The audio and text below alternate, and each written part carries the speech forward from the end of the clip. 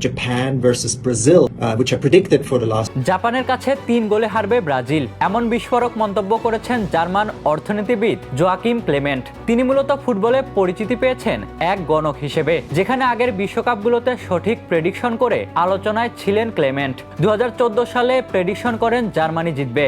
ফাইনালের পর পুরোপুরিভাবে মিলে যায় তার ভবিষ্যৎবাণী। এরপরের 2 বিশ্বকাপেও সঠিকভাবে বিজয়ের নাম ঘোষণা করেছেন ক্লেমেন্ট। 2018 সালে তার বাজি ছিল ফ্রান্সের ওপর। 2022 সালে মেসির আর্জেন্টিনাকে রেখেছিলেন এগিয়ে। চমক দিয়ে 2 দলই পায় শিরোপা, আর এতেই ক্লেমেন্ট আসেন নজরে। এবার তিনি আলোচনায় রাউন্ড অফ 32 এর প্রেডিকশন দিয়ে, যেখানে এই জার্মানের মতে এখানেই শেষ হতে চলেছে ব্রাজিলের বিশ্বকাপের যাত্রাপথ।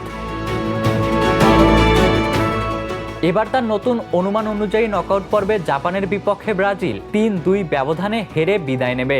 একই সঙ্গে তিনি 2026 বিশ্বকাপের সম্ভাব্য ফাইনাল ও চ্যাম্পিয়ন্স নিয়েও পূর্বাভাস দিয়েছেন। তার মতে ফাইনালে নেদারল্যান্ডস পর্তুগালকে হারিয়ে শিরোপা জিততে পারে। এই ভবিষ্যৎবাণীকে ঘিরে ফুটবল মহলে শুরু হয়েছে মিশ্র প্রতিক্রিয়া। অনেকেই মনে করছেন আগের সাফল্য থাকলেও প্রতিটি বিশ্বকাপের পরিস্থিতি আলাদা এবং কোনো পূর্বাভাসই নিশ্চিত নয়। ব্রাজিলের শক্তিশালী স্কোয়াড, তরুণ ও অভিজ্ঞ খেলোয়াড়দের সমন্বয় এবং জাপানের শৃঙ্খলাবোধ ও দ্রুতগতির ফুটবল ম্যাচটিকে আরও অনিশ্চিত করে তুলেছে। নকআউট পর্বে ছোট ভুলই বড় পার্থক্য গড়ে দিতে পারে। তাই সমর্থকরা এখন অপেক্ষা করছেন মাঠের আসল লড়াইয়ের জন্য। Ishtiaq Mahin, the news. দেশে দেশে সবার সাথে দ্য নিউজ।